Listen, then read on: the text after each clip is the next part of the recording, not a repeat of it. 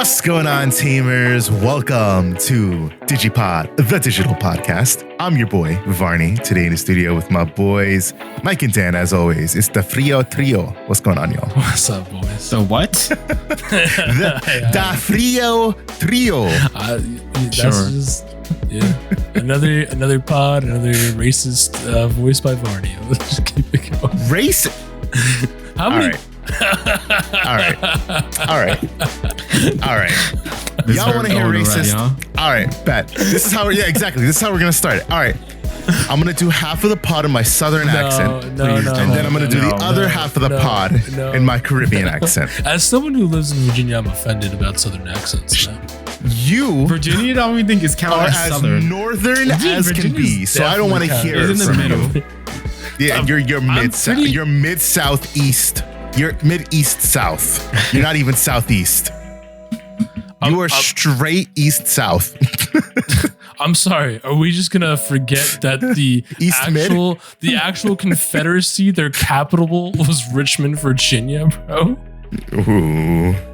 Like, sorry. About as south Mike as it is can now be, a southerner, lest we offend our local southerner, Michael. These are all jokes, by the All right, way. so I'll have to start calling you Michael. I can't call you Mike anymore. I'll call you by your full government name. I don't know. You don't have to do that. Yes, I'll call you by your full government name, Michael. What? Just remember, you asked for this, son. No. All of the listeners You here, asked for I'm trying it. to save you from things like this, but it's Save just them from nothing. You brought this upon yourself. You've brought out the Southern DGU, Varney, and now you'll have it. I think I'd prefer DG. Why am I here at this point? Yeah, I don't. Why am I here? I'm thinking the same thing, bro. Would you rather the goofy voice, a little bit of, you know? I've been playing a lot of Kingdom Hearts. I don't even mind the goofy voice. Oh, God, Donald. That's so bad. All right, let's just go. Anyways, Dan, how was locals this weekend, brother? Wow, that was something right there. I don't know if I have the full energy to be on this pod for the whole hour and a half. My God. You just gonna drop off? Just Varney and me? Exactly. Just gonna walk out in mid conversation. I'll be saying something. I'm just like, yeah, no, time to go. Man, locals. So EX6 dropped, right? So unfortunately, our store got a limited amount of supply. So we only got 4 boxes somehow. Makes absolutely no sense to me on how that got distributed, and I'm sure they ordered at least probably 1 or 2 cases minimum, I would think. You couldn't give them a whole case. You just gave them 4 boxes. Like they probably weren't even in a box. They were just like, here, shipped it out as a box. Yeah, that's so sketchy, it's so right? weird to me. I don't know. That's weird. The distributor, bro, was cracking cases, and they were like, "Oh, that's what I'm saying." I swear on my life, the chase card, and then they shipped the rest of the I swear box. on my life, I think that's what distributors do. Like, there's just you can't convince me otherwise. Someone's stealing boxes. That's I don't know if you guys remember. I feel so. Like, do you guys remember like back Walmart? I don't know if they still sell this shit, but like Walmart used to sell like the packs of like Yu-Gi-Oh cards and stuff that were like just loose packs and shit. They weren't blisters, but you could get like a $40 and get 3 packs of this and then 47 random cards. That was because distributors were literally cracking open cases of Yu-Gi-Oh cards, pulling out all the like the secret rares and stuff, and then shipping the rest of the packs. Yeah, that's crazy. That's dirty. Yeah, I didn't know that the full I don't story. want to say distributors, but like that's what those companies were doing. Call it for what it is. I don't know if it was the distributor doing that, but for the people that were in the distribution chain. Yeah, the people that were repackaging those and being like, yeah, buy these 4 packs, blah, blah, blah, blah. And yeah, they were just ripping boxes and reselling. That's why you should never buy loose packs on the internet. It's the super that's a fact. Never. But yeah, so back to local. So we only got 15, 17 packs each for everybody that was there, including Varney. I mean, it's not that bad, but like, damn, it could have been the whole box, at least. But anyways, so I pulled a lot of stuff that I needed for me to play Diaboromon. I already had, oh wait, we gotta talk about our 3v3, Varney. You wanna talk about 3v3? Yeah, continue on with locals, then we'll get to the 3v3. All right, yeah. The depressing. So on the Saturday, I won a lottery and got a box. Yay me! Pulled all art Diaboromon. Yesterday, ended up getting the rest of all arts from think, did I pull one? I don't remember. But you pulled one, I think, Barney. No, you didn't pull one. And Oldfield. Only Adrian and Oldfield pulled one. I got my 4 somehow. I don't know where I got my 4 then. I got 4. Because I pulled one on Saturday and I traded it. Oh, that's what it was. Okay. I was like, I knew I got my 4. Sucks that I got it. I was going to buy 3 of them off of him. Again, $0 for me now. Anyways. Were they alternates? Yeah. He had posted a picture in our group chat. In the Digi Edge one? Vardy's buying them right now. Okay. What a clown. Anyways. So I got my arts. I got everything else. The new Caramon, the new Kursari, and for Diaboromon, yada, yada, yada. So I played Diaboromon. 3 rounds. New support is kind of cracked for Diaboromon. It makes the decks kind of cracked, man. You know, it does a lot of good stuff that the deck desperately needed. So you have a new Caramon Searcher that adds on to the old Searcher. Search 3, grab 2 cards, basically. An option, and then a Digimon as well. So obviously that's for foreshadowing for future stuff. And I think I could grab a Catastrophe Cannon, I think, as well. So that's kind of cool. The new Kurusarimon is, and it has an inheritable, which the Kurusari and the Caramon has, which is to on deletion get a token. So that helps you, stack up your board and stuff, which is pretty cool. Kurusarimon, you could play it for 2 costs by deleting a something else that's unidentified. So again, another way to set up your plays even quicker than it was previously. And then it has a on play on when Digivolving to delete a 3 cost on your opponent's side, which is pretty cool. And then the Infamon. I think the Infamon is like the best card of the deck now. Being able to evo into your Diaboromon for free by deleting a Diaboromon token, which you can pretty easily now with the on deletions, and you could kind of combo it pretty cool.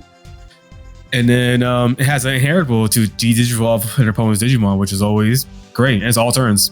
Fantastic. And then the new Diaboromon, really, really good. Create a token. Give everything jamming and blocking. So that's always really good. Plus, it has all turns when a Digimon is played, create a token, which is really, really good as well. And then obviously the Ace, we know what the Ace does. Blast, Digivolve, create a token, pop something that's 7 cost. Really, really good. So I played Imperial twice. So round 1, played against our boy Harold, beat him 2-0. Kind of found a Diaboromon kind of counters Imperialmon in a sense because of what Imperial wants to do and what Diaboromon can do. So if you get that Ace play set up before they can go into the Ken Davis, every time they activate the Ken Davis to play a Vmon, you can always delete something on board because it's about all turns when something is played by an effect.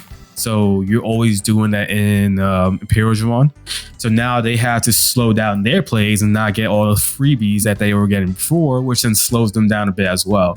So like, let's say they have an XV on board, they activate effect, play Vmon. Hey, guess what? XVmon's gonna die. You're not gonna get the DNA, not easily at least, So that was pretty good. And then obviously the de-digivolve. If you're at Pyojimon, all right, cool. I'll de-digivolve you, destroy your plays, and then blow up your XV or something. Because now no partition happens. Always really, really good. So both Diaboromon kind of like is this like weird lock where one says if your opponent plays Digimon period, and the other one says by an effect. So now you get multiple ways of interaction with the board. So it's like, all right, if they think they can hard play this Stigma to DNA, psych, I'm gonna create a token myself. I'm gonna blow something up as well, and now you're in a bad situation as well. So like, it's really, really cool how that works, and it's very easy to set that up now especially with the new Infamon, which is really cool. So yeah, round 2 again, played Imperialmon, same issue again. He played it a little bit smarter by not trying to play into the Ace play, but like again, I'll have no problem. You don't need to set go to that. I'll just go Infamon and go into my Diaboromon that way as well. Or because I have Mamimon in the deck as well. So Mamimon, search top 5, play Tamer for free, and then rearrange top and bottom, whatever. So you're able to set up your plays for the future, which is really, really good as well. Only downside is he's not unidentified, so like you lose out on those on deletion effects if the Mamimon gets deleted, which is bad. And then I played I played was it Rapid X deck. It's a little bit rough because all your tokens are 3K or lower. Rapid X can just be like goodbye. You know what I'm saying? He never saw the Rapid X. He always went to the Mega Gargo because I think he only had like one or two of them. I won game one pretty convincingly, and then game two happened, and I just fumbled the bag when I had game or potential game. The last play, he hard played Rapidmon to Digital off my Diaboromon, and then I was like, all right, bet I got 7-8 memory to play with. I'm just gonna do dumb shit because I can now, which I played like double errata. Digital off the Diaboromon. I got like 4 tokens off of it. You know what I'm saying? Like, I was trying to just be done with it. And then he went like Mega Gargo Ace. Like, I expected the Mega Gargo Ace. So, like, the real play I should have been was keep searching for the Infamon because I didn't have another Infamon. And I was like, fuck it. We're gonna full send and just be greedy as fuck. Bit me in the butt, unfortunately, because I did that. Because then he went. I dealt with the Mega Gargo, I think it was, and he went to, he raised or something, then got into another Rapidmon. He did you off my Diaboromon. So now all my tokens lost blocker, and then you swing for game. Because I was at 0 security at that moment. But yeah, so I fumbled the bag, and then round 3, I didn't have a good opening hand enough to do much, and then he just kept popping off. And by the time I had a reaction to it, it was way, way, way too late. So I ended up losing in the finals to the Voyager, unfortunately. So, more of the story. Make sure you don't fumble. Make sure you don't play with your food, because I was 100% playing with my food when I had the opportunity for the dub. I heard like Dan fumbled the bag in his misplay against Jarrell. He messaged it in chat, and I was like, after Dan's outburst last weekend of having to go over and whoop someone's ass, I was like, Dan, how could you? How could you fumble the bag? Wow. Hey, I didn't get a chance to play him this week, so at least he was happy I didn't have to play him. Yeah, well, you didn't have to choose somebody to buck out in front of the shop, which was annoying. That was funny. But yeah, I really like the new Diaboromon support. It gets even better with BT17 support. The clock thing gives. So the biggest issue is that Diaboromon has no protection, especially main body Diaboromon. So like you just make it that to call it a day. At least that the new option gives you that protection that you need for your stack, and then you keep on doing what you need to do with your tokens and just use and abuse them. So I can't wait for that to come around. Obviously, other things are gonna get as much crazier. So like Diaboromon not as prominent, but it's good to see the deck being relevant again, at least, and that's always makes me happy as a Diaboromon player. It is nice to see like such an iconic Digimon like that finally become meta relevant again after years. Yeah, last time. I think it's just.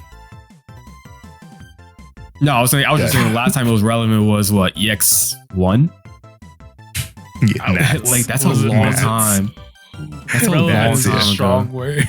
Yeah, relevant is a strong word for what it was. It was a deck. It got it. Yeah, it was a deck. Bro, someone got like top 4 in the one person. Yeah. There was 2, and one of them was a cheater. One got disqualified because he was an idiot. He could have had the dub too, I believe. And they found out he was cheating in the last round or some shit. So, classic. To be fair, he was playing a villain deck. It kind of is. It's expected of him at this point. If you're gonna cheat, at least. So what are we gonna say about? What are we gonna say about these 7 great Demon Lord players now?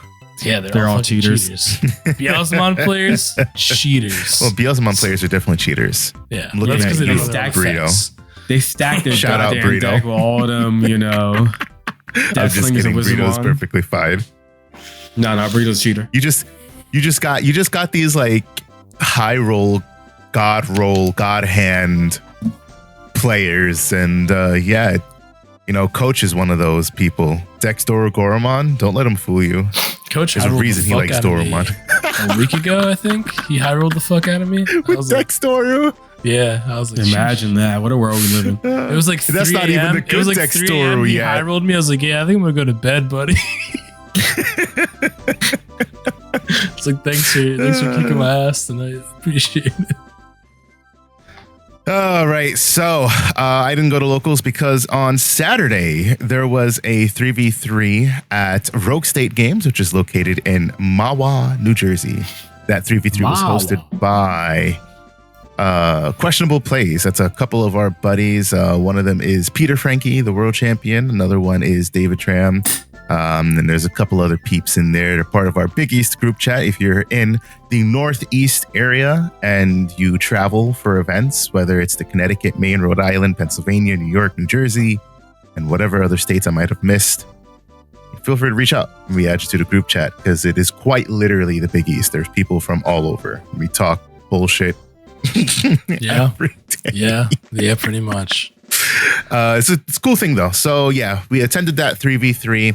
It was myself, Daniel. Michael was supposed to come up, but Mike, I honestly, I didn't even know why the fuck you contemplated it. I was like, why the fuck are you driving up 3 hours and then you're going to drive back 3 hours all in the same fucking day for not even like a major tournament, like a 3v3. I was like, it'll be fun, but then we talked about it and I was it would be fun, not you driving like 5-6 hours round trip. Yeah. We talked about it and you were like, I don't know why you want to do that. And I was like, yeah, you're right. I was like, you're right. Because I fucking know I wouldn't. So our third person was Ian. So I decided to play Magna X. Dan played Numon and Ian played Tyrant. Our team record was 2-2. Our individual records was myself 3-1, Dan 3-1, and Ian 2-2. I think it was 1-3. 1-3, whatever it was. Yeah. I know he won at least one. So because y'all set him up. Y'all set him up playing Tyrant. Nah, he would have been fine. He just made some questionable decisions. But he also had an unfortunately bad matchup against Ruin Mode Control as he continued to just draw into sub 5k Digimon. Yep. So it was like, in a best of one, like you could probably take that in a best of 3, but in a best of 1, not when you're constantly getting Ruin Mode locked down and you can't see your level 5s. So my loss, throughout the entire day, because we also participated in 1v1 box winner boxes. So my record throughout the entire day was a total of 6-1.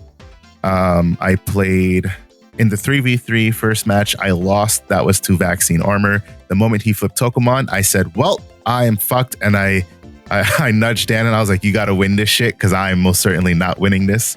Yeah, I nudged you first. I was like, I'm about to lose because I play Machine Dramon. Yeah, he was like, yo, so Dan was playing Numon. He saw like the Machine Dramon player and I was like, Machine Dramon, just rush the motherfuckers down. You ain't got shit to worry about if you can kill them before they get set up, which is exactly what the fuck he did. I was like, you got to win this though, because don't rely on me for this shit. It's very difficult for blue Magnamon, Vmon armors, whatever you call it, to overcome Vaccine armors. They have better ways to trigger protection. They also have access to Rapid X, and they have access to aces. Not that we don't, but their aces are more impactful than Magna X8 or than like a Zudomon ace to an extent. So I lost that. It was a bit of back and forth, but it really, what that match comes down to is, can I remove my opponent's Magna? And I couldn't, especially because I couldn't see my, the one buff I do have is that I have the DP boosting Vmon. I love that card because it makes my Magna X natively 15k with the egg. No, 15 with the egg. Yeah, 15 with the egg. So what will happen in that matchup is sometimes neither player will swing because of the opposing Magna X or an ace play. And obviously, Vaccine only plays 2 option removals. So if they're not going to have Heavens in hand, then you're generally good. You can like pass turn without worrying about like your Magna X stack getting removed. The problem just becomes like nobody's proccing protection, but that means nobody's swinging. That means game state isn't advancing. So it's really just like a stalemate of like who can deal with it first. And when he starts proccing his protection because of, whether it's a TK or a Patamon or something, then he automatically gets buffed up to 15k. I am just a lowly 13k without the Vmon. If I had that Vmon, it would have been fine because I'd have just been like, all right, cool, I'll swing. It's not all turns. Oh, you want to? Right? Yeah, it's just my turn. So it just lets me be offensive because I can swing. He'll be like, all right, well, block. All right, cool. You'll armor purge. And then I will just digivolve into another Magna X. Burn. And then I've effectively gotten rid of one of your Magna X's in a way. I have to force you to go into another one because the only way that they're going to get into it is either by awakening, rigging their security with emissary. Well, that's basically the only two ways they get into a Magna X. Or I guess you could ace and then go into the Magna X, but that's less often of a thing. So that matchup, yeah, I lost that. I then proceeded to win against Beelzemon. Jesmon GX is a nasty card in Magna X. I took swing, unsuspend, swing, and then Jesmon GX, tuck, BT8, Magna underneath, unsuspend, and swing for 3 more checks with the DP buff and protection. That was insane. I was like, all right, cool. Jesmon GX, you solidified yourself at 1 in this deck. What else did I win against? I won against a really, really cool shout out to this person. It was like a Lucamon tribal list, essentially. For sure. I really enjoyed seeing it play. Unfortunately, it's a little bit too stallish for my liking. I would definitely build something like it, but I'd need to give it a little bit more like firepower because his issue was he was able to control very well, but it got to a point where like I dexed him once because Lucamons are level 3s. So I dexed him once and that hurt. And then he spit out some more tamers and bodies. And then I dexed him again for free. Then I had 2 dexes on board and he couldn't deal with them because Lucamon doesn't delete level 6s, and I'm not letting your EX6 Chaos mode delete my Digimon. I'll just trash the security. So Mike, did you hear that though? This man said, I am not a stalling player. I need more offense in today's world. You know what I'm saying? Back then, that would have been the perfect deck for plugin, him. You know? That would have been the perfect deck for him back in the day. This would have been his fucking calling, to be honest. Yeah, exactly, right? It would have been, but not in this economy. I'll never forget my first time meeting Varney, and I got this is maybe my first time ever playing Digimon at a locals too. I'm playing. I don't even know what I might have been playing Hexabloud, to be honest. You probably were playing Hexabloud. I think I was borrowing. It was either Mark's Greymon or Imperial. I just can't remember. Yeah, it could have been I don't even know if I had 3. my own deck at that point. I might have been borrowing a deck. I can't remember.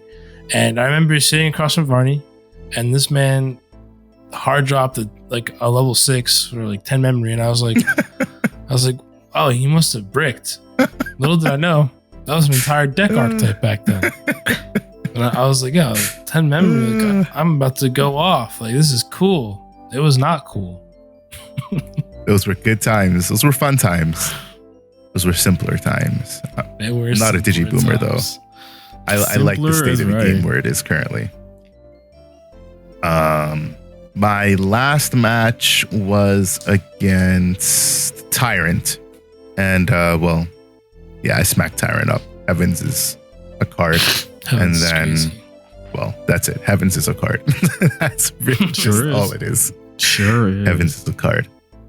And then so in our 1v1s, let's see. My first match, I played against that same Ruin Mode control list that would be Ian. Fucking hate Ruin Mode.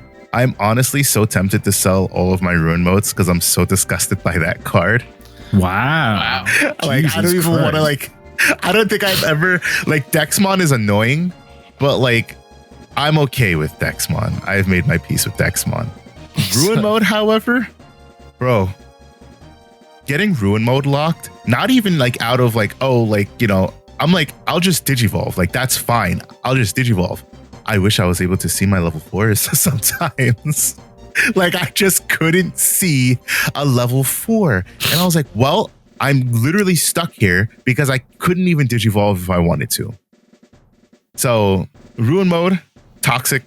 I'm still a little bit away, but I'm inching closer to selling them because I'm so disgusted by the card. I don't even want to play it myself.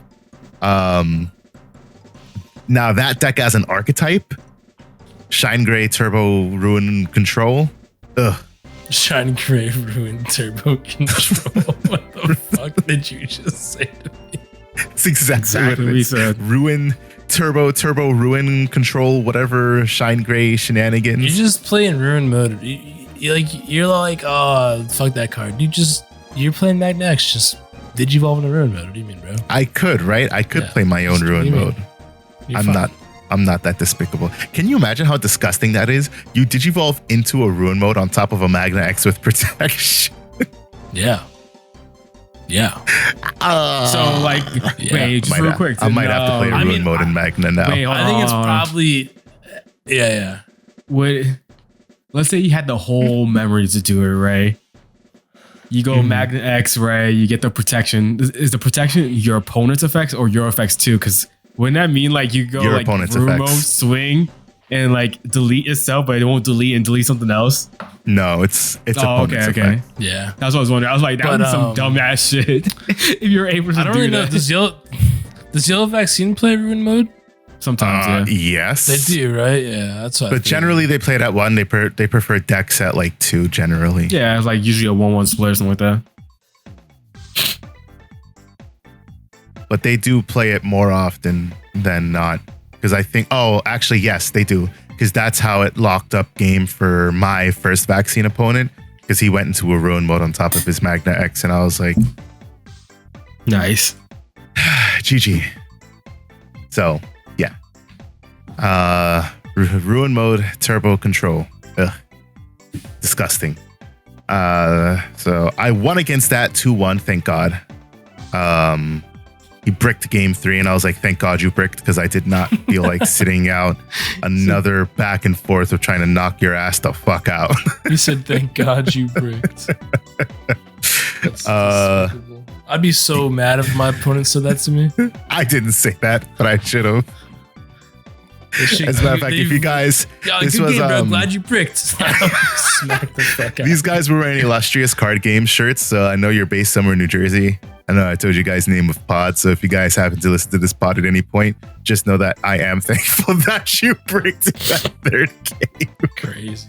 Because damn, I did not feel like sitting that fucking shit out. My second match was against Vaccine Armors, and at this point, I had conceded the loss to myself.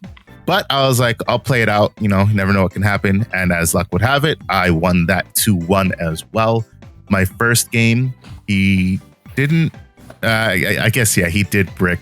He saw like a rookie, but it was generally able to deal with his board. He didn't have, I don't think he saw a Patamon in that game, to be honest. So I basically just like rushed him down before he could do anything. Game 2 was very back and forth. Very back and forth. And then he ended up taking that. And then I lie. Game 2, well, it was back and forth, but what actually won me game 2 was Digimon Emperor. Not 1, but 2. Because my opening hand, I had whatever, it wasn't good. I mulled and I pulled into 2 Digimon Emperor. And I was like, as much as I hate seeing this, at the same time, I'm dropping 1 on turn fucking 1. If he puts a Patamon in raising, I'm dropping a fucking another one. That's exactly what he did. I dropped mine, he went Patamon, and I dropped the second one. And I said, raise, buddy, raise. Lose that 4 memory and hold this dick. I was like, yes, you will never pull a Patamon effect on me again. And he never did. He had to Digivolve every single one of his rookies in raising. So that was A+. I contemplated putting Digimon Emperor up to 3 just so that I could see it to do that to Vaccine more often, but I don't think I'm that much of a madman. In game 3, he bricked. I saw my pieces and he did not. So that felt good. That definitely felt really good. Or maybe was that? I just said I won game 1, right? So no, that was just 2 games. Right. Yeah, I'm bugging. Yeah, I'm bugging. So that's what happened. I was like, thank God I don't have to go to a game 3. And then my last match I played against Machine Dramon. Game 1 was funny as fuck. I like opened 2 rookies. So like I played one, or I Digivolve one, then I played one. I didn't pull into anything. I think it whiffed. Or no, I might have pulled into like another Vmon. And so, okay, whatever.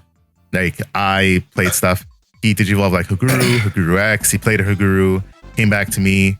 I was like, well, I don't really have anything to do. So like, I was like, swing, and then play like Vmon, play Vmon. So then he raised, and then he played Haguru to search, Digivolve Haguru X. Then he had like 4 or 5 bodies on board, and he didn't have like level 4s or like Supreme Connection or anything. So then he just swung, and like 3 out of his like 4 bodies lived, just like mine. So it was like turn 3, and like I had 2 security, he had like 2 or 3 security, and we just had a bunch of rookies on board. Then he did some shit, and he put me to 6 somehow. And I was like, okay. I literally cannot use this memory. So I just fucking hard dropped the Magna X, and I put him to 6. Jesus Christ. I literally, Jesus Christ. I was like, I could waste 9 memory by passing, or I could put this body on board and give him 6 memory. And I was like, you know what? What the fuck else do I have to lose? Because I literally can't do anything. So I did that. He wasn't able to do anything either. I don't know what the fuck he dropped, but it went back to some sort of memory. And all I know is my Magna X stayed alive. So I swung it next turn. It didn't die. I don't get the unsuspend because I don't have the armor formant sources.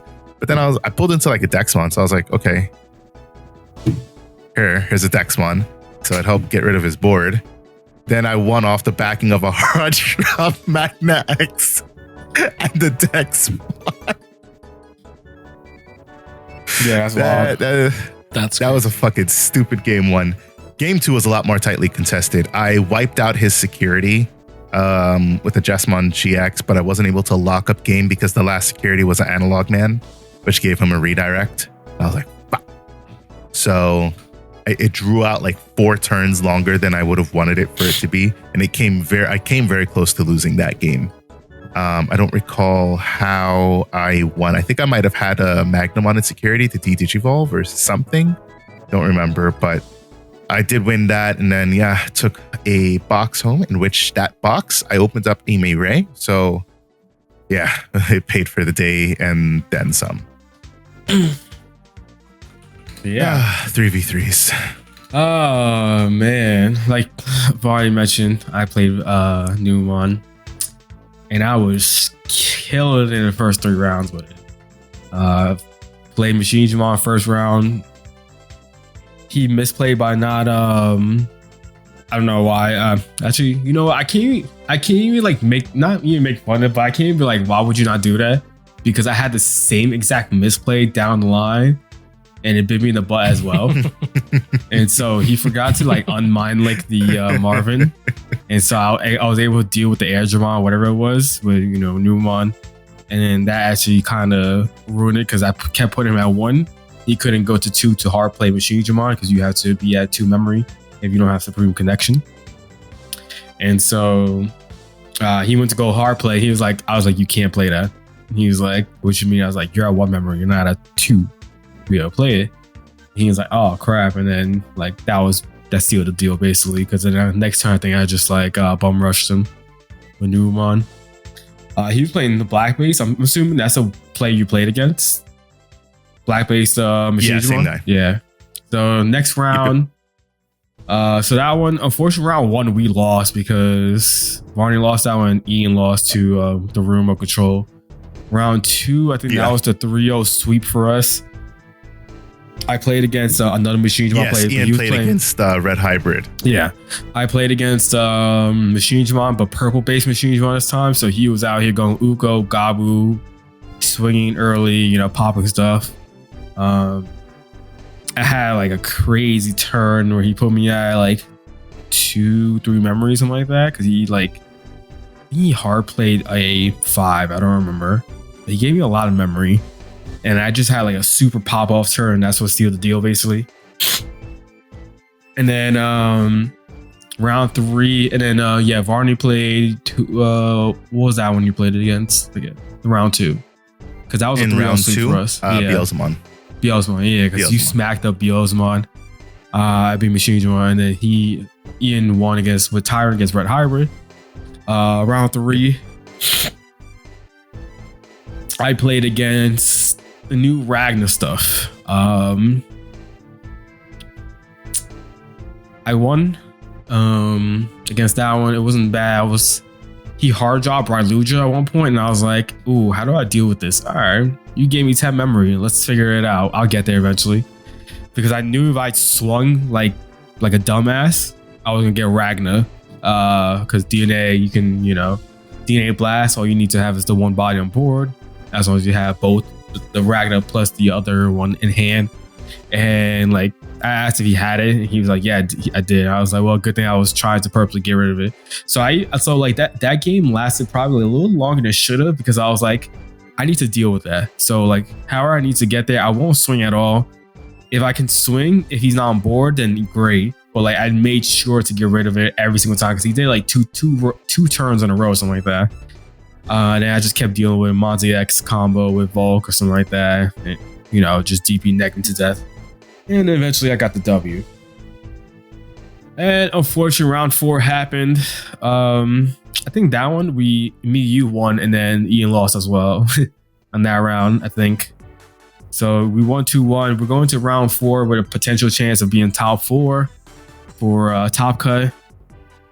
And I folded. Unfortunately, I was playing against the Digimon Mirror, and I just bricked out. Did not have good hands at all. I couldn't see any like good pieces I needed for that matchup, especially. And like, I had a little steam going late, but it was too late for it. And so he ended up getting the W, unfortunately. And then Varney won his, and then Ian lost as well. So then that's why we ended up going 2-2. That team we lost against was 4th place, so we would have been probably 4th place as well if we would have won. So that sucks, because like, I was killing all. And in the last round, when we needed the most, I needed a dub, and I ended up not getting that W. When the world needed him most, he vanished. Yeah, basically what happened. It's a trend we're having, losing the finals. So then I had my own box tournament as well. I played against the mirror match in Umon. I won that 2-1. I swear I'd be having some crazy plays with Umon sometimes. Like, I'm just like, because like, there's certain plays you can do. Like, it's kind of like standard plays you're going to go into, right? You're going to go like Gary, drop the plat, go into Numa X, and then like go Monze X and stuff, whatever, right? That's kind of like your standard plays that you want to do. But sometimes you gotta kind of think outside the box to do a certain situation.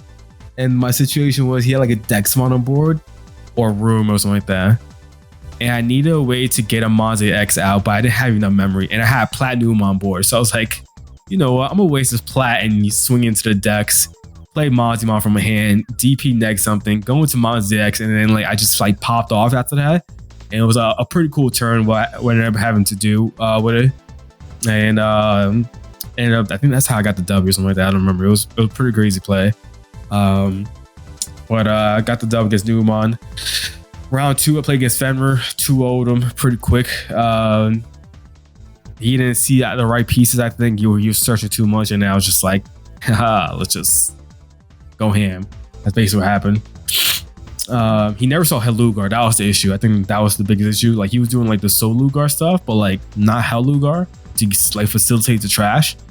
And I kept putting him at a certain memory. So like, if he were to do that, he would be getting a lot of memory, and I could just pop off with it. So that ended up being, like I said, a 2-0 win. And then I played that same Ragnar player, and I lost 0-2. I got swept by Ragnar. I was just so mad, because I was like, this should not be happening at all. Once like Ragnar, the new Ragnar stuff is really, really good. I didn't know some of the effects, so like I was kind of learning on the fly. Like the Black Low 5s gives protection to the stack by removing a Legend Arms, and I didn't know that fully. And so I was like, I would try to delete it or something, and then he was just like, all right, I'm just gonna activate the effect to remove it, to keep it on board. And I was like, god damn it, stuff like that. he ended up actually ragging me because I was like, I had to do something, and I swung, and I was like, you're gonna have the Ragnar play probably, and he did it, popped off. I was like, sheesh. That card's got kind of crazy with the new stuff now, being able to do that. And then in game 2, I had the unfortunate misplay of not unmind linking my my Sasaki. So the foreshadowing from earlier, right? I did not unmind link, and I knew I should have, and I just kind of because I just kept going, and I was like, all right, pass turn, go ahead, because I was like, I don't think he was going to do anything. He went fucking. He Crimson Blazed me, and then he did something else to get rid of the rest of where I had, and I was just like, I fucking knew it. I was tilted as hell right there because I was like, I needed that Sasaki, because in that following turn I had a Monzi X, and I swung with the Monzi X. If I would have had the Sasaki, he would have had jam. He did the 2 checks, but he died in the last check. I needed to live to threaten a Volk Ace play. And I had I would have had that Monzi X plus another Monzimon or Edamon play or something like that. But instead I only had 1, and that he was able to deal with just the 1, and that's what hurt. He would not have been able to deal with both. And that would have been that would have been game for me, I believe, fully. That I would have had it. And then game 3 would happen, and then who knows what happened. Yeah, so the common theme of today's pod for anybody listening is that Dan has been fumbling the bag in the finals a lot recently, and it's quite depressing. You do hate to hear it, honestly. It is definitely not ideal. No, you'll find your stride, buddy. You'll get there. Yeah, it's those types of things that you take with you, and you're like, never again. You'll never do this again. It scars. For sure. 100%. On link, enter turn to mind link. You do a move and you're like, I am never doing that ever again for the rest of my life. Yeah. For sure. This is the part of pod where I plug our new digi counters. Do I have one near me? I do. Digi counters. They're available. They're back up on the website for $34.99. I also put up singles, so you can order singles. I think there's something like $5.49. And before you guys are like, but Varney, that's expensive. Let me tell you guys something. One of these takes 3, almost 4 hours to print. So if you want to order one of these, and I don't have any other orders in this particular color, it takes 4 hours to print. It uses materials, and it does waste materials. I have a box. It's somewhere around here. It's called poop. The reason it's called poop is because it's just the way that 3D printers work. Don't ask me. I'm not like the most knowledgeable about it yet. But like when they switch filament, it has to like purge it so that it gets like the right pressure and that it's not like mixing the colors and yada, yada, yada. So they're $5.49 because that is the cost of how long it takes to run that printer for one singular one. Of course, if I can print them in batches, it would be nice, but I can't always rely on a batch being available to print your order. So yes, they are $5.49 for one singular one. Ideally, you just purchase the order of 17 because that is much more economical. But if you'd like to purchase singles, they are available. I cannot offer free shipping on those. That's like another thing. Let me tell you guys something. A little, not like a rant, but there's like so much logistics that goes into all of this. Commercial, distribution, fulfillment, and all that stuff. I can offer you guys free shipping on the full set because I just have a lot of room to offer you free shipping there. I cannot put this in an envelope and mail it because USPS will ship it back to me and say, fuck you. Pay for a fucking label. A label at bare minimum costs $4.50. But it depends on where you are. It could cost as much as $6. So in other words, for me to ship you one singular counter, you will need to pay close to $10-11. Ask yourself, how much is it worth it to just pick up an entire set that is $34.99 with free shipping. The only thing you pay for is tax, depending on where you live.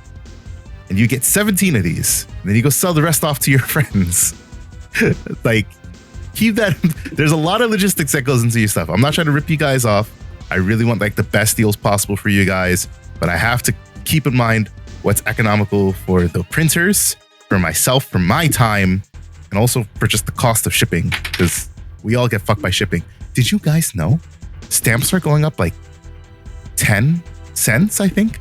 10 That's or 15 insane. cents? And what does this fucking country come to? We dumped tea in the fucking harbor last time they did that to us, those fucking Mike, bastards. It's not July 4th yet. Calm my down. bad.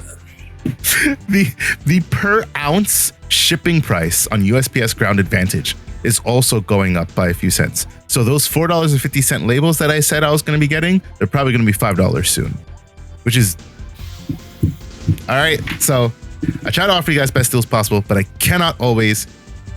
Whatever I can, I will try. Just keep that in mind. Find them on dgu.gg. Dan needs one. Yeah, we have one for end of opponent's turn. You plop this right on there, and you're like, why the hell does this say end of opponent's turn? Oh, that's right. No, and my turn. My Satsuki. And in my turn. Oh, end of his turn. Even better. It has one for end of your turn. What is this here for? Oh, that's right. Unmind link my Satsuki. So, yeah. Pick yourself up a set if you are so willing. We're working on some other cool stuff. TBD. That being said, Mike, no locals, I presume.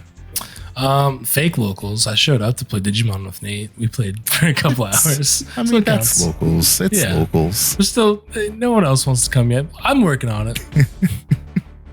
If you're near, what is it? Winchester, Virginia? Winchester, Virginia.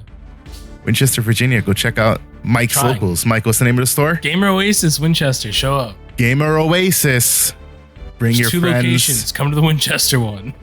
Hide your kids. Hide your wife. Bring them actually if they want to play Digimon. I don't know. We could get the locals going. Bring him. Mike's a good guy. I'm sure Nate is too. Yeah, debatable. So, just debatable that I'm a good guy. Look, I'm not gonna fuck your wife. Like, I didn't say that part. I was just saying in general. Oh, yeah. I mean, that is debatable. I guess I'll refrain from making any comments. Q&A and poll results. I asked y'all last week or 2 weeks ago, what do you think of the power creep in the game? Guz said, the speed has increased in such a way post BT9 till now that I genuinely wish we could somehow get back to a slower meta that doesn't rely on immunity. Impossible, I know, just some nostalgia. I feel that. It's definitely understandable. Machinedramon was the first Digimon to have protection, right? I think so.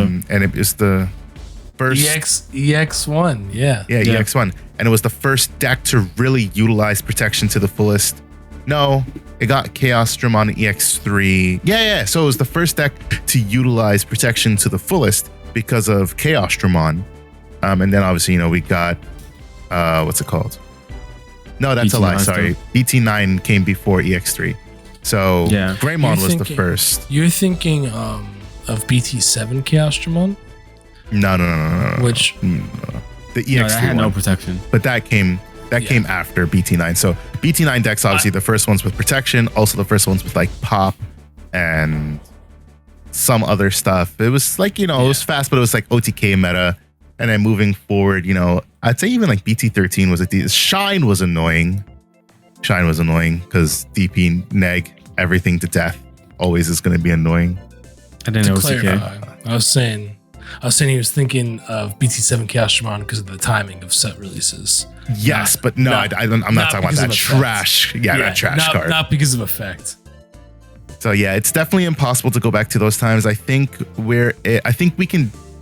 think we can get to a point though where it won't be slower to the way that it was, but depending on if Bandai decides to release a ban list, and if they do, what they hit, we could potentially go back at least like, I don't know, a couple steps in terms of speed.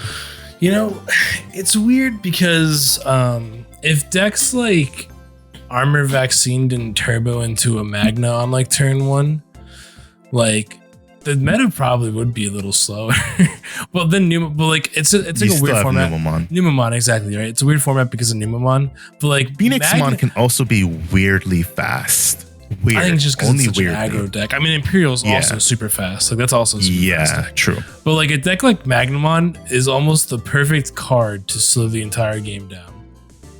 This is true. And it just does not do it the right way. Also, it just is abused very badly. It does do it the right way. It's just that Numamon is Numamon. Yeah. So. Well, also, I mean, I don't know. Some of these decks are super fast, but yeah, you'd think that a card like Magnamon that's just a gigantic wall of death would really help, but it just really. Well, I think that's why Armor Vaccine helps, but Armor Vaccine doesn't help then because they're also turboing super fast. They're too fast. Yeah, exactly. It's a weird format. I think we're just in a weird format. I think we're in a weird format for the next like couple sets, honestly. I agree. I don't really see the speed of this game changing for quite some time until we get into some even more bullshit, which is mother control. So have fun. No. You forget that Ancient Gururu. Whenever isn't it? It's what, like whenever it's Mirage but better. It's whenever you add a card to hand by effect, you bounce a security. Yep. Something like that. All turns. So stupid. I'm like, what the fuck is that? Like that is the epitome of like WTF in terms of game speed. Like you're gonna talk about that like card too. You just hard play and digicross. It's so dumb. Yeah, exactly. Like I'm like, all right, I can deal with fast aggro. I can deal with. I don't want to say I can deal with fast control, but sure. But then you have Ancient Gururu, which literally just says, your defenses, cute. Bounce it to your hand. Yeah. Just wait till the mother control though. You just mulligan for Shoto. You just throw 4 Shoto and 4 mother in any deck, and then fill out the rest of the 46 cards with 46 card Eosmon and Magnamon. No, 46 card Eosmon. That's could work, but fuck absolutely not. 46 card ADR Searcher 01. We don't speak about trash. 46 card Vemon. 46 card Vemon. Bottom deck all your Shotos. Yeah. No, you want no. You definitely want to play Searcher because then you can just draw into your Shotos. Or you could play the Morphomon because I think Morphomon like lets you like search a tamer or play a tamer or some shit like that. Anyways, the real way people play this deck is by playing Mother Shoto to keep giving the Mother blocker because it's the stupidest thing in the world. That card is going to get fucking hit. I think. Oh, and then you just play Edamon and then Magna-Angemon, and then every single other card is an ace. And that deck is the really new stupid. Control deck. It's not SecCon, it's hey, yo, it sounds like Dark Master OmniZoo about to get a whole lot better. Shoto. Let's go. Shoto, the true savior out here. Yeah, honestly, I not like that card is just too steep. I think that's I don't know. It's insane value. I can see that. I mean, I could 100% see that be a choice restriction because that was definitely something that was not intended to happen. I don't even think that it needs. I don't even know how you choice restrict that. This card can only be played in decks that have. You can't use it in Mother together. You can't put Mother in Shoto. That's it. I just think it's a problem in any deck. Even Imperial started playing Shoto. No, I think it's fine in other decks. The problem with Mother is that Mother is uninteractable. Like. Yeah, you literally can't interact with Mother. No, I agree. I just think that unless you have rage is stupid. I don't like so I do like it when you have free will to build decks however you fucking want. I really hate gimmicky engine cards like that. Like I always like in Yu-Gi-Oh! I fucking hated Brilliant Fusion engines. Like I don't like using Cyber Dragon. Yeah. I love Cyber Dragon, but you know what I'm saying? Like, I just hate engines like that. Like, that shit always bothered me. Like, I don't know. I'd rather they lock cards down better for archetype use. And then I know that it gets annoying because then you can't, like, build decks freely, but, like, I'd rather do that. But this is the problem. I remember I've probably spoken about this in the past, but I remember reading a Reddit post that was like, I hate that everything in Digimon is an archetype. And I was like, okay, well, first of all, hello, welcome to Digimon. But like also, like not everything can be generic, but also not everything can be archetype. Like I get it, but here's the issue with not archetype locking stuff. Now you guys are complaining about like being able to use Magnamon X and Yellow Vaccine. And that's because he's not archetype. Like, he is archetype locked, but he's not archetype locked to with the Shoto or the Magnamon X. Magnamon X. They could have done. It could have been just Magnamon in Source, but they decided to go armor form, which makes sense because of Veemon's other armor forms. But like, here's the issue, you know. Yeah. Rapid X is only locked to Rapidmon or X antibody. So like, here's the issue. It's a fine game of balance. I don't fault Bandai for game design too much. I get it. Power creep sells, like we said. to be fair, me bitching about things being archetype locked, you can't really do that. You want your players to be able to build decks freely. The issue is that like, I don't know. I mean, it's just certain things just have weird ass interactions that you just don't know until it happens. Just stupid. Like Shoto plus Mother. You would have never thought about it, frankly speaking. There's no way I'm thinking about I don't know. EX7, right? I feel like every all the way back format, to EX1. No, sorry. But it's not like people haven't been playing Mother though. It's not like that was a forgotten card. Like that card has been seen play for like multiple sets now. Like anytime I'm playing some kind of weird fucking deck that doesn't need an egg, I'm like, guess what I'm playing? Mother. Like fuck 100%. You're not gonna be able to raid into me. Like you know what I mean? Issue. Like Bandai doesn't have an internal group of testers. I know they're just bad. They're bad at their own game. Let's be fucking. Bandai would fucking go X4 drop at their own regional events. But like that should have been kind of expected, just because like we saw people do the same thing with black hybrids with Mother. They do like all the black hybrid, you give it blocker shenanigans all to Mother. So like it's not kind of expected. It's not that completely unexpected. Someone realized, oh, Shoto plus Mother, you know. And it's an easy way to do it for 3 costs or whatever it is, and it's always in your turn.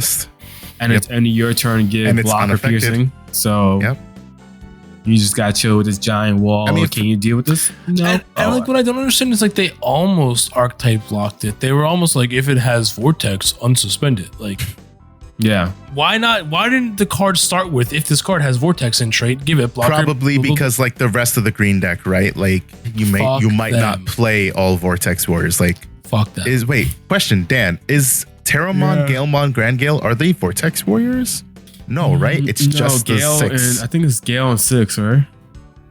Yeah, so there you go. So you can make Terramon and Galemon blocker. They're all just liberated, but not Grand Gale and the other one. I guess they just get fucked because welcome to me playing Dark Nightmon. All the other fucking old school Nightmons aren't Twilight, so fuck me. I can't give them blocker. But guess what? Now because of this stupid fucking green card, I can give it blocker. Yeah, there you go. You just got Dark Knight better. What are you complaining about? Bro, that's not the point. That's not the point.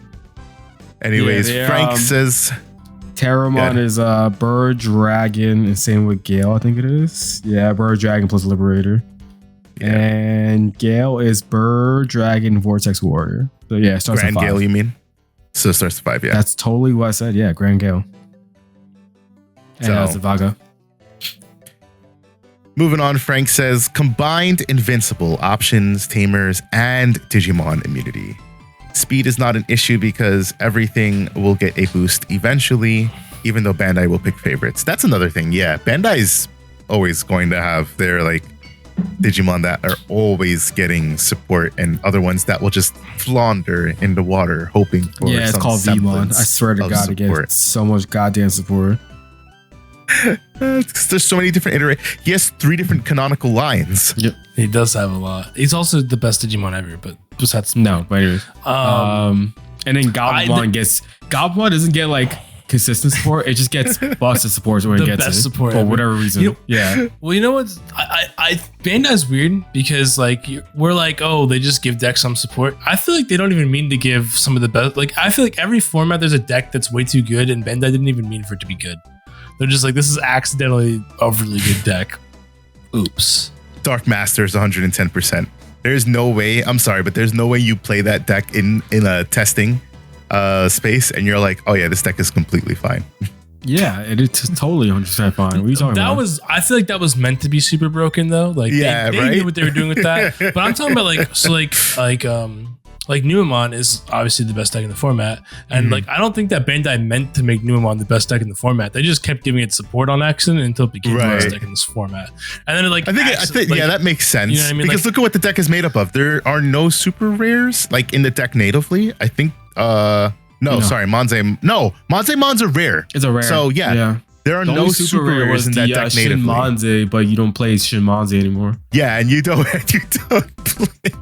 So I mean, like they accidentally make like they do it all the time. But like, coming was it BT 17 or EX08? That new Shinmonze, boy, I could put a Monzimon and another Monzimon and swing 3 checks at once. It's gonna be great. There's a Shinmonzimon is something. The starter deck.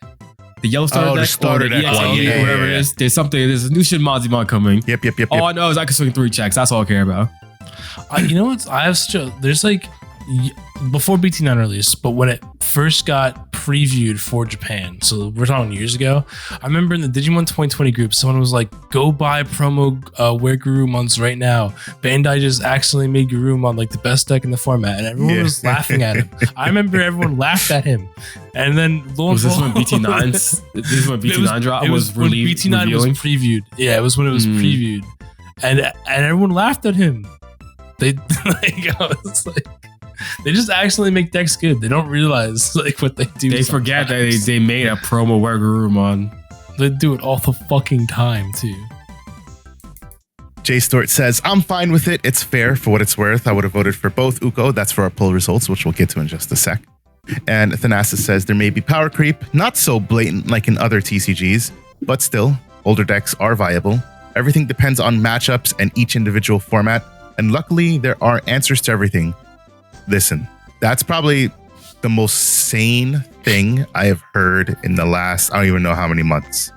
Like, that's such a based take. Because it's really true. Like, sure, you're not going to fucking show up and with a fucking, I don't know, this fucking Dino Human. You're not going to show up with a deck centered around like red, yellow, maybe Sylphimon. There we go. You're not going to show up with Sylphimon and fucking wipe the floor with Numemon. But you could try. You might pull it out. There might be something that you brainstorm that, oh, well, here's Sylphimon and I'm just fucking wiping the floor with Numemon. Yeah. I mean, to consistently, be fair, like weird decks win every once in a while. I remember like a different card game, but like Yu-Gi-Oh, right? There's a few years ago, right when Firewall Dragon got banned. And then the next YCS or whatever the fuck it was, Prank Kids won, or Top Forward, some shit like that. And I remember they interviewed him, and he won, and they were like, "How did you like win?" Like, and he was like, "Literally, no one knew what my deck did. Like, no one, because when Prank Kids came out, they're like, like they didn't even read the cards. They're like, this deck fucking sucks. I can't go into Firewall Dragon. I don't care about this deck." So they like, and then it literally like after Firewall Dragon got hit, that deck won or topped or went 7-2, some bullshit. No, I think it won. Yeah, it was down. He was literally like, yeah, my opponents literally had no idea what my cards did, so that's why I won. Like, so it wouldn't surprise me if we randomly get decks that win because people don't know what the fuck it does. Yeah, that's my goal for Diaboromon, hopefully. That deck's too good. Diaboromon? That deck's like actually really good though. Nah, I definitely agree. I think a lot of people don't like look. Because like even back when I was playing Diaboromon at Nats, they're like, oh, I'm going to Digivolve. I'm like, all right, cool. You're going to Digivolve for one more. Yeah, exactly. Because you're a dumbass. You didn't realize this has a floodgate effect.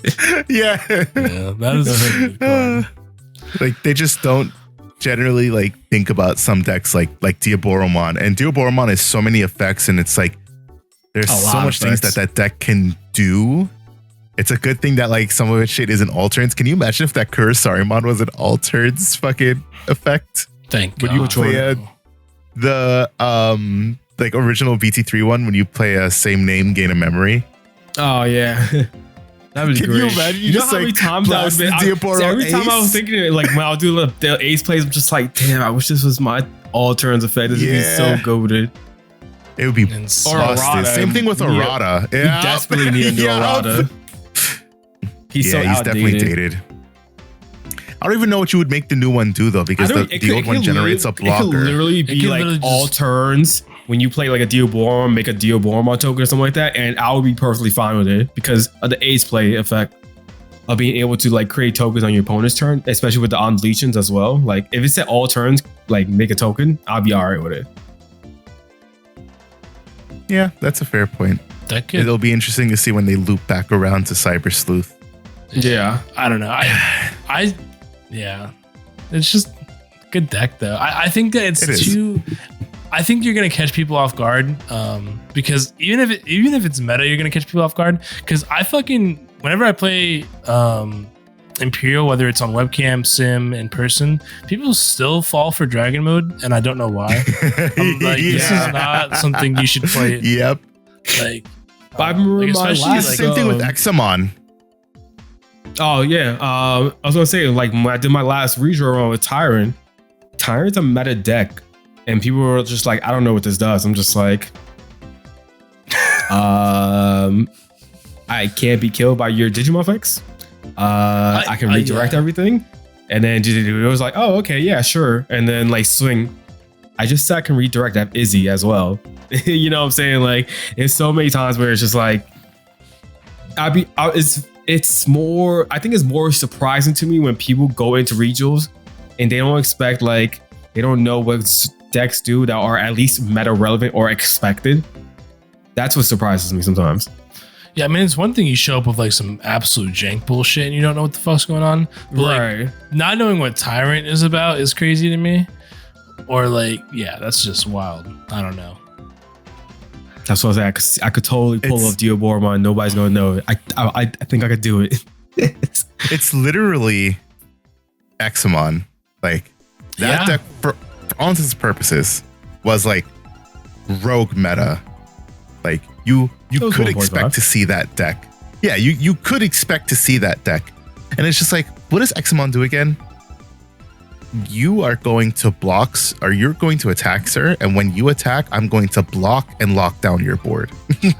Like to be fair though, Examon is also confusing because if you read the card, it still doesn't make sense. Hey, it's simple. Just attack. Just attack.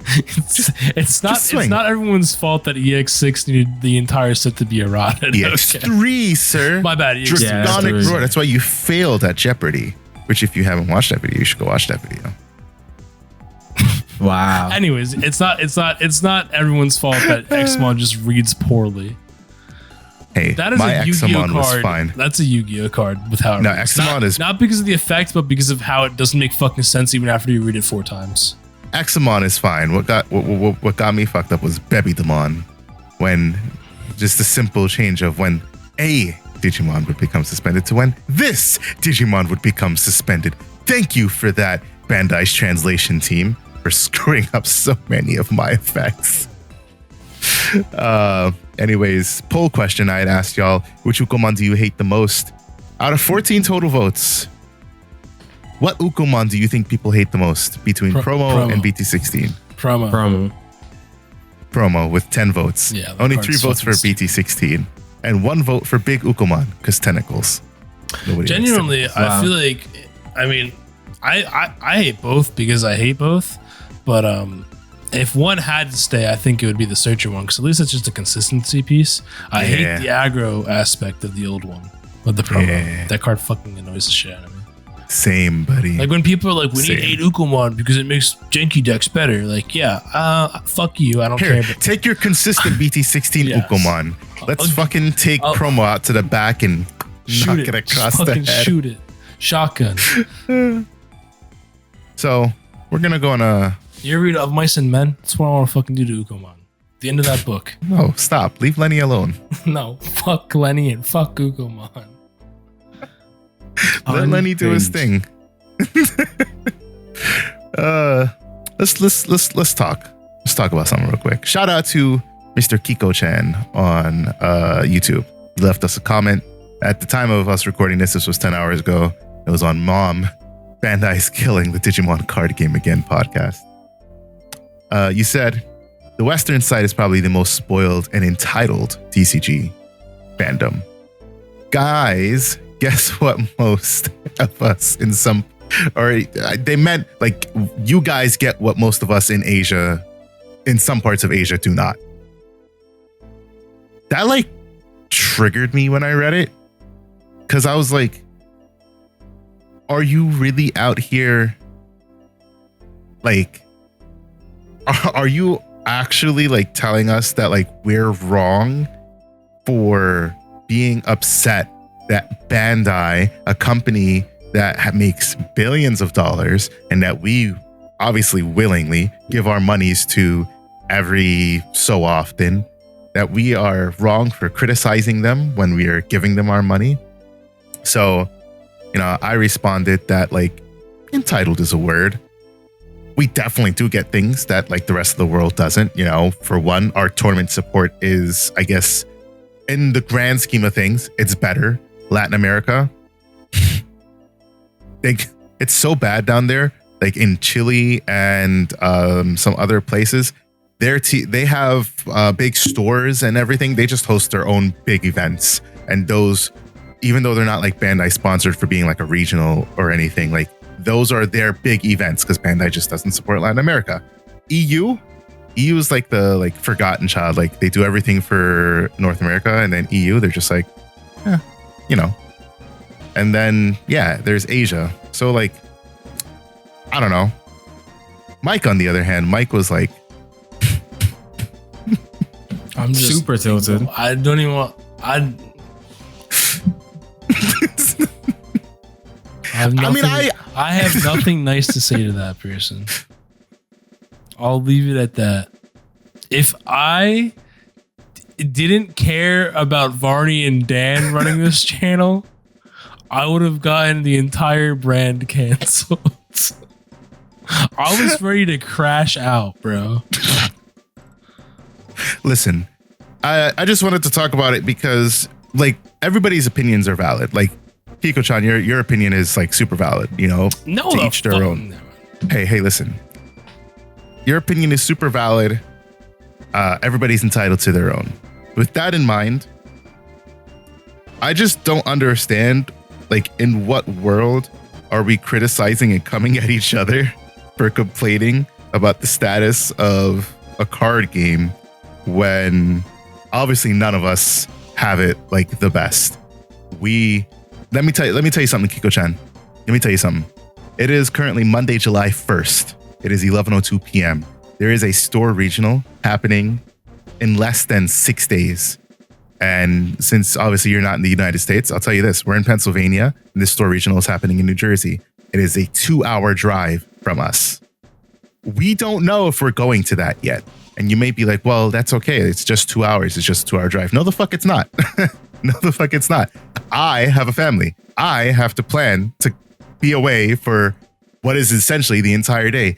2 hours there, 2 hours back, and then the duration of the tournament. I have to make sure I have money for gas. Gas is expensive. I drive a diesel truck by my own choice. That's still money out of my fucking pocket. There's so many decisions that goes into this shit, and Bandai still hasn't let us know who's in the tournament. You guys want to know something else that's really fucked?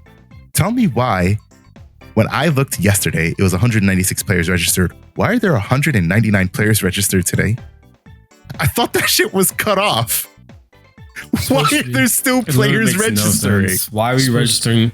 Why are we registering so many players for a 64-man tournament? It's crazy.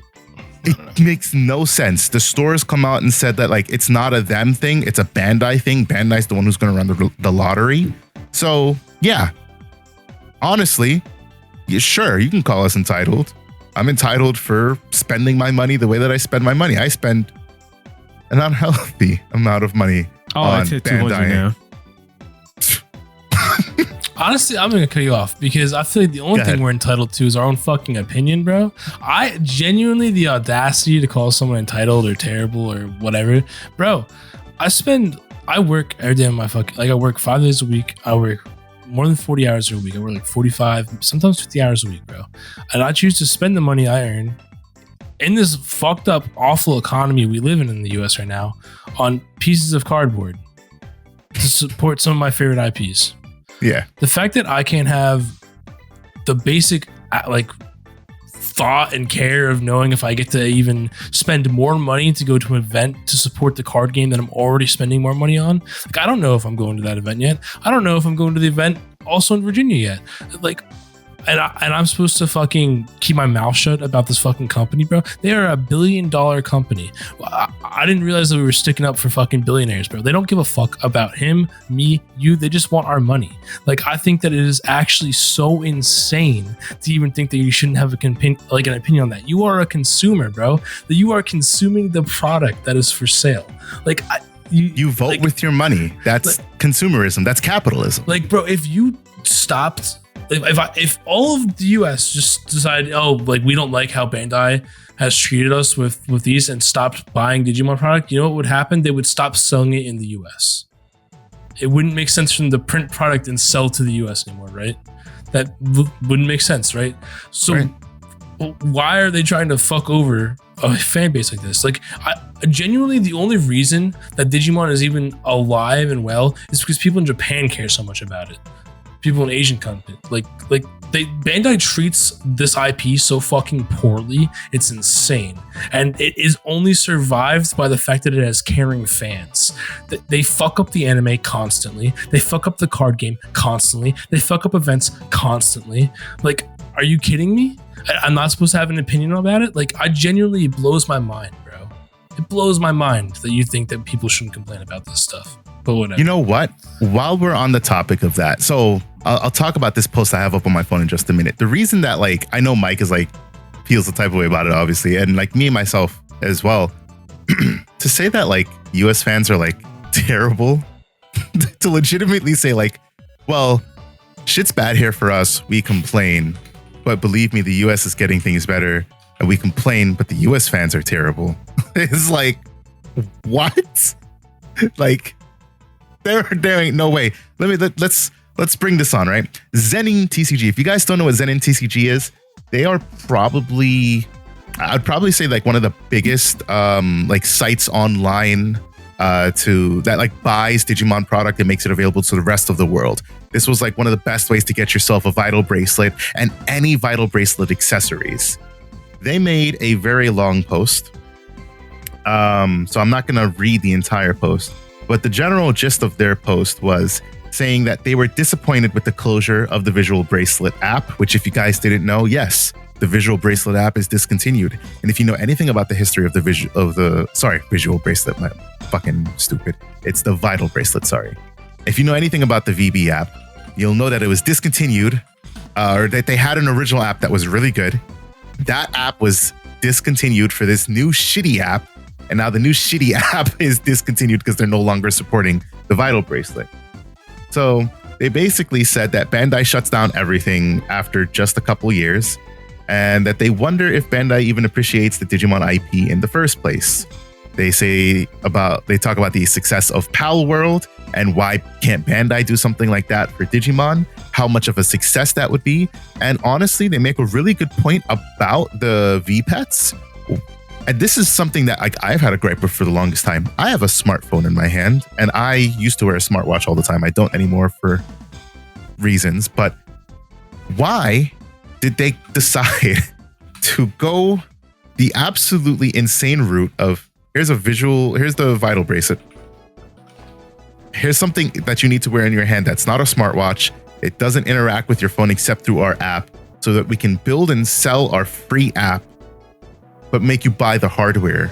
I'm sure there's a production cost involved with hardware. I can assure you that it would have been cheaper to just make the software, i.e. program the app on the phone and have it interface with your Apple Watch or your Android watch, and boom. Why was there a hardware component developed? Bro, why the fuck in 2024 do I not have Wi-Fi on my fucking V-Pet so I can play with my friends? That's said on this post. Why can't you battle with your friends over the internet? Like what's the purpose of Digimon?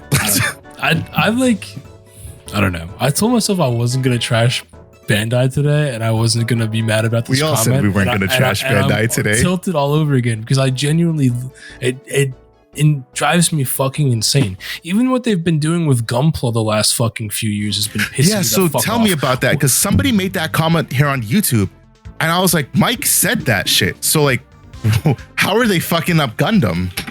Look up. All right, go ahead. Look up what the master grade releases of the last few years have been. Oh, I know they've been really slow. Yeah. Nothing is there, bro. Like I'm just. I remember that when I was looking at like Verkos, I was like, wow, these came out like 2012, and like I'm still trying to get these because they're so good. But wait, why isn't there much else in the list like above it in terms of release date? Yeah, because they don't fucking produce them anymore. I mean, I'm still waiting on a new Exia kit because the first Exia kit that came out over 10 years ago at this point fucking sucks. And the master grade? Yes. Tragic. But then the other kits from 00 that they released were really good. So I was like, where's my fucking reissue Exia? And never happened.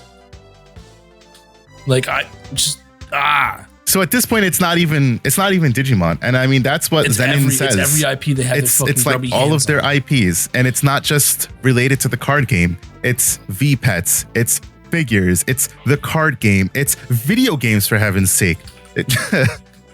Digimon is a digital monster. We struggle to get digital games. Like China has two, and I'm sure China has two because the companies that develop it for China are like willing to do the work. And I'm sure like it's a very popular market for Bandai to make a lot of money. I want to give my money too. If I had known about Rear Eyes like 4 years ago when it was out, or if not Rear Eyes, Lynx. If that was around, or if it was still around, Lynx was garbage. Rear Eyes is what the good one was. It doesn't matter. Either one, I'd pour my money into it because it's Digimon and I have an issue and I'd be playing it because I love Digimon. Like, I would have waxed your ass on that. The moral of this little tirade is, yeah, sure, we're entitled. We're entitled to spend our money in the way that we want to spend our money, and we're entitled to voice our opinions about the grievances of that not happening. It's why I always say, I hate that like Bandai's a Japanese company, because like I feel like they just don't listen to half of this shit. Perfect example. I've been getting into Grand Archive, and there's a staple 4 of card. It's called Dungeon Guide. That card is currently like $35. And I mean, I'm used to it. That's $140 for a play set. I don't mind, but obviously, new players are like, oh my goodness, $35, like that's expensive. So they made a statement today and they were like, hey, we realize that the game is exploding in popularity. Supply is, drying up because there are more players picking up the game. We're committed to reprinting product. We are going to reprint Dungeon Guide, which will be coming soon. So just be on the lookout. Like, we are going to make reprints. Don't worry, we got you. And FFG has said the same thing with Star Wars. Like, we're going to do reprints. Don't worry, we're trying not for this game to be expensive. They listen. We're entitled to vote with our money. Right? Usually Bandai does not listen to the player base at all. It feels like they just do what they do. I feel like the reprint set was only just because of that new director that came up. They was like, wow, these cards are expensive. Let's just create a new reprint set. If it wasn't because of that, if we would have still had the same director, we would have never got the RB1 set. Mm-hmm. I mean, did the RB1 set really matter? Yes, sort of. Because you're Monzemon. I guess, right? I mean, yeah, for Monzemon for sure. But they could have done that with the regular set, and it would have been the 30 card little pack thing. It would have been easier to get the Monzemons probably. Honestly, yeah. But it is what it is, right? Yeah, so Bandai just does things in such weird ways. They like focus, they go hard and focusing on certain things for like a moment of time, and then they go, yeah, I'm done. Because they do it all the time. Like One Piece is going to hit that stride where they're going to hit that same stride where we're just like, they're just going to be like, all right. We're just going to, it's already making a bunch of money for itself. We don't need to put more effort into it, which is going to happen for Bandai. And you One Piece players will eventually feel those effects just because that's how Bandai works usually. I've seen it multiple times over. Like, I'm surprised Dragon Ball Z, like the game wise, we're getting Sparking Zero because they just they hit like I said, they go with these highs and peaks for everything. Like Dragon Ball Z was like at a low for a point, and then they dropped the super, and it was like, all right, cool. Then we got Fighter Z, which is great. And it was like nothing for like the longest. For those Fighter Z players, they milked it. They've been dying for this this patchwork to like upgrade certain things for like the longest, and they never even like dropped it yet until just like now, and they were waiting for like a year plus or something like that. Like it's just how Bandai works, unfortunately. Like for someone who's a Tales fan like me, like, yo, where's the new Tales game at? We'd be dying. We had Tales, what's it called? Rearise, whatever it is. Tales that came out of Arise. Tales of Arise, that's what it is. That came out a couple years ago now, and we're just like, all right. That was a Bandai game? Yeah, Tales is owned by Bandai. That's why Union Arena, that's why there's the Tales games in it. Like they do so poorly with that because like they had their own like mobile games as well, and they just shut them down so fast just because for some reason. But it's going on at JP. Like the JP Tales games are like, they continue it and it's fantastic, and it's just like, it's popping off, it's doing great, but in America, for some reason, they're just like, we don't care no more. It's not doing what we thought it's supposed to be. We'll shut it down. Even though the games continue in JP, which is crazy. So yeah, it's just Bandai being Bandai with their resources, with the IPs. It's just how they are. It's a damn shame. It really is. It's a damn shame. So I'm pretty sure Street Fighter's underneath them. No, that's Capcom. No, it's Capcom. Okay. I was about to say that I know there's a main fighter game that's underneath them. I just don't remember who at the moment. I'm sure there is. Like, it's been years. Soul Calibur, is it? No, I don't think so. No, Soul Calibur is also Capcom. Oh, okay. Oh, goddamn Capcom. No, wait, I lied. Soul Calibur is Bandai. My bad. Yeah, I don't know what I was thinking of. Soul Calibur is Bandai. Yeah. Well, then the last Soul Calibur was 6 years ago. That's what I'm saying. Like, we got new gen. Make a new game already. Like, people love those games. People love so many of their IPs, and they just but you know what they'll do? Love to them. They'll shit out those really, like, I love Sword Art Online, but man, are the Sword Art games so trash? And they'll shit out literally that dog shit, and they'll just keep doing that because I guess it sells. But like, I don't know. I'm tired of bitching about. Warriors are all under Bandai, I believe. Yes, and they crack out those games like it's nothing. And it's just like, no one gives a F about these trash ass, repeated ass games. Like, that's the only like One Piece game besides the Odyssey one that came out, and that was like their only game. And I was like, bro, give us a legit One Piece game. Like, I'm not even like a huge One Piece fan, but like I feel bad for One Piece fans that were like waiting for like actual good games.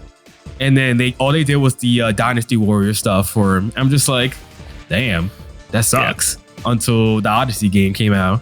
You want to talk about how they treat games, bro? Gundam Evolution. Right. Yeah, let's not talk about Gundam. Came out and they got shut down within the same fucking year, bro. Yeah. Insane. Fuck Bandai.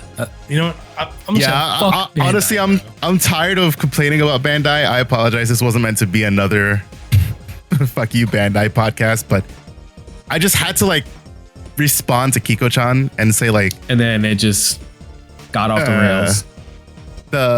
So yeah, the last thing that like we'll talk about are like little mainish topic, because our main topic has now been pushed back. Wink, wink. So if you want to know what's the main topic, you got to tune into the next pod. Our like distro issue, this like seemingly like product scarcity issue. I just want to say like, I read something on Reddit and I was like, you guys are so wrong. Let's get something straight. To what we know, to what we understand, the supply chain is Bandai, the owner, manufacturer. They might, contract somebody else to manufacture the product, but Bandai manufacturer. You have your distributors, so Alliance, GTS, Southern Hobby, etc. And then you have your LGSs. Insert LGS here. The way this goes is 6 months prior, because I had to place orders for EX7 so I think 3 months ago. And that comes out in another, I think, 2 or 3 months. So 6 months prior, store contacts distro and says, hey, distro, I need X amount of product. Distro contacts Bandai and says, hey, here's our order. This is what we need. Bandai says, heard, send me money.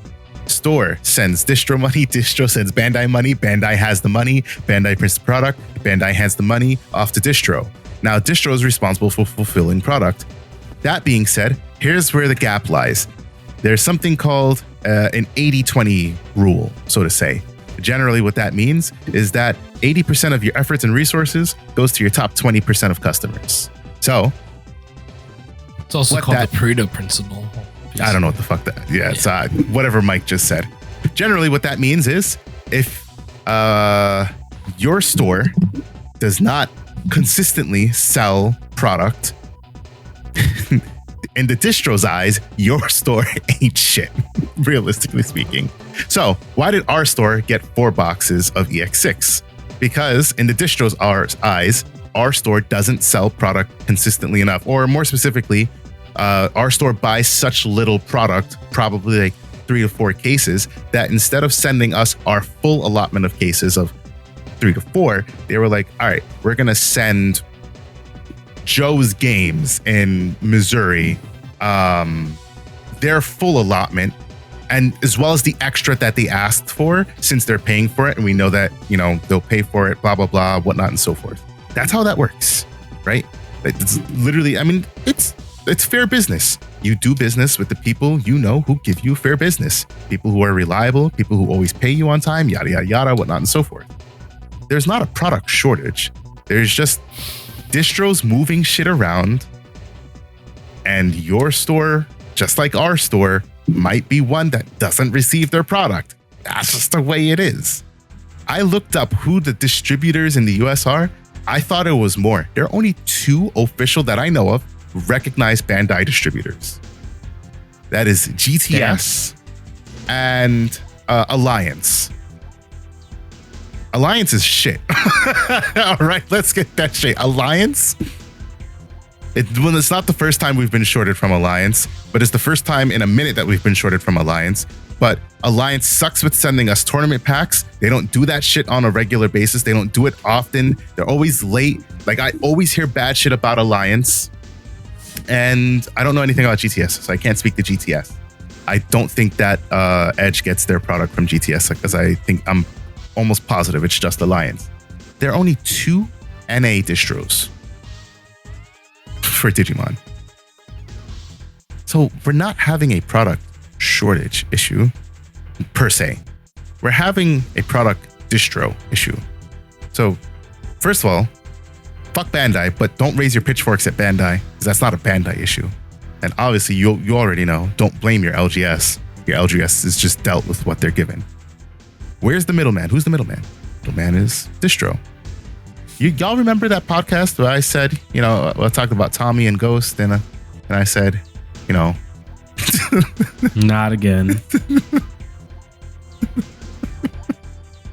It's literally that. Distro is the issue. Distro's taking product and giving it somewhere else. All right, I got the solution. All right, what's the solution? We're going to be our own distro. We're going to be Tommy and Ghost. You're asking a lot from us. I can't be trusted to be doing that. Remember how I was telling people about cracking cases and selling what's left? That's what I'm doing. I don't have the moral capacity to be doing that. Hey, again, what's to say that Alliance and GTS doesn't do that? Sure, they don't, because, the public-facing image, blah, blah, blah, yada, yada. It's entirely possible. That guy, was it Crazy Sam, Crazy something? Crazy Nicks. Crazy Nicks, that's probably one of those people that's probably doing that. And that's why he has a shit ton of product. Listen, I'm not saying it. I'm not saying that they are, but I also cannot say that they aren't. It is entirely plausible. They see the prices of this shit and they're like, how do we squeeze out a couple extra bucks? Because you know what the problem with capitalism is? This isn't like that type of podcast. So, but you know what the problem is? Mike might go on everybody's a tangent if that's the case. I know Mike will go on a fucking tangent. I'm not trying to take it that direction, but you know what the problem with capitalism is? Every year they're like, how can we make more money? So it's like, well, we already blew it out the water. We were like 1,000% profit margin, blah, blah, blah, blah, blah. We made like $1 billion. How do I make $1,010,000? And that's where you start, cutting corners and all that shit, right? So they're like, how are we going to make some extra money? Well, you see those Digimon cards. Those Digimon cards are selling for money. So what if instead of selling the cases for $600, we crack the cases and we sell the singles because then we can make $1,200. You're smart. Same thing with One Piece. Genius. Same thing with As a matter of fact, it's even worse with One Piece because One Piece. And so, yeah, that's that.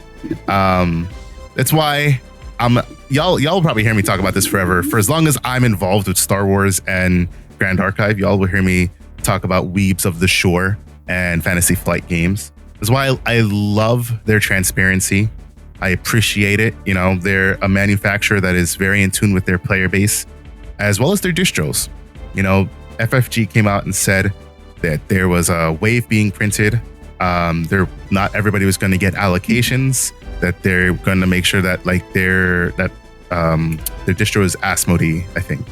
So they were going to make sure that Asmodee distributes it accordingly, and that the stores who are the registered play stores, blah blah blah, gets their product, blah blah blah. But I appreciate transparency. It's something that I can't say that we enjoy with Bandai, and also with Alliance and GTS, because obviously, we're out here getting fucked with 4 boxes. Meanwhile, Japanese companies, you got people out here opening 6 cases, and it's like, hey, yo, you can we opening get 6, but a store opening 4? And it's not like our store gets shorted. 4 boxes. It's not like our store gets shorted regularly. This is the first time in a minute, but it's still insane that we got 4 boxes, and there are people who get 3-4 cases. So what can you do? Remember where your blame lies. It's not Bandai. It's the distros. Sometimes it is Bandai, though. Just so we're clear. With print issues, yeah, for sure. I just mean in general, when we blame things. Yes, in general, fuck Bandai. But when it comes to this, it's just a tough space, tough part to be. So one question I'll leave you guys off with. I'm curious to know what sort of topics do you guys want to hear us talk about in the up and coming weeks? We have a couple things we want to talk about. One of those, we want to talk about EX6. We want to delve in on those cards because I've been wanting to talk about cards for a minute. But also, you want to talk about the financial state of the game at some point. Not soon, maybe in a month, 2 months. Maybe when BT17 drops, so we can kind of get a gauge on where the game is at and how expensive is it? Is it still expensive or is it still cheap? But we're also curious to hear what other things you guys would like to hear us talk about. Whether it's, strategies, topics, cards in particular, sets, past sets, future sets, problems, whatever it is, lay it on us. We're all ears. And as for our poll question, I think this week's going to be pretty simple. It's just going to say, I don't know, find out when you look at the poll, because I have no clue. I was going to say fuck Bandai or fuck Bandai, but I don't think I could put fuck Bandai on Spotify. Definitely not. So, absolutely not. Definitely not. With that being said, I agree though. Fuck Bandai. We're gonna call it a day. Wrap it up for this episode of DigiPod, the digital podcast. Parting words. Fuck Bandai. Agreed. Hashtag Bandai do better. Hashtag do better Bandai. And until we talk to you guys next time. Hashtag do better Bandai. I'm all for that one. Let's go. Peace out. Peace. Catch y'all in the next one.